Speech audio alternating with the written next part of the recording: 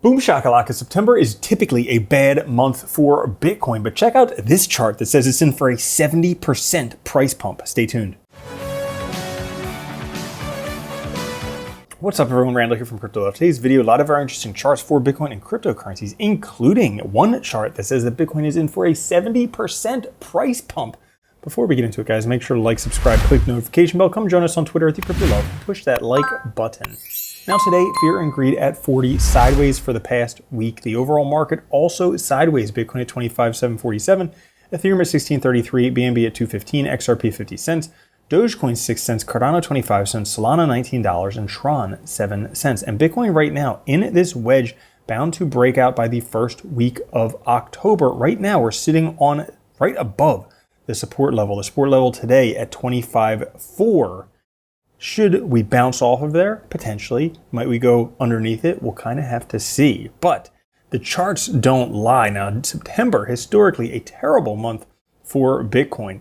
Could be more par for the course. Another bad month for Bitcoin. We're already down pretty significantly for the month. Or might we be about to surprise everyone? You definitely want to stay tuned to the end for this chart. Now, Bitcoin right now, currently testing the monthly MA ribbon. Historically significant support levels, like we can see here, doesn't spend too much time below there. So we could be finding support. And Bitcoin has never closed an entire monthly candle below the 38.2 fib after getting back above it. You can see each time we broke above it, we stayed above it. Now we did already break below this one. Could this month be different? We'll kind of have to see what happens with September, because if we don't see any gains in September, this would be a new first for Bitcoin. Bitcoin's in a tricky spot with the valuation perspective across multiple metrics. Relative historical value still far from overheated, but a real possibility retesting lower bounds similar to the beginning of 2020, like we saw around COVID. Any retest of those lower bounds are great opportunities for buying should we get there. We are once again at this time retesting the 200 EMA right now, macro bullish structure still intact as long as we stay above there. But if we take a look here at the 200 WMA on the weekly chart, we were rejected from it already. Now, if we go back here to 2015, we were rejected from it twice before breaking through and going on to that bull run. Similar structure in the stochastic RSI, also similar structure into two failed breaks through there. Could the third time be the charm? It could be.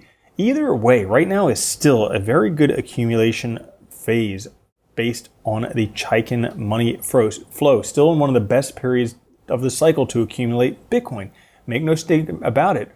Once this is over, well, prices are going to go up quite significantly. The levels that Bitcoin would have to break in order for us to see that, well, historical data shows that over the past decade, Bitcoin ignites a bull run each time it surpasses the average cost basis of holders with a 6-month to 3-year track record, like you can see right here in purple.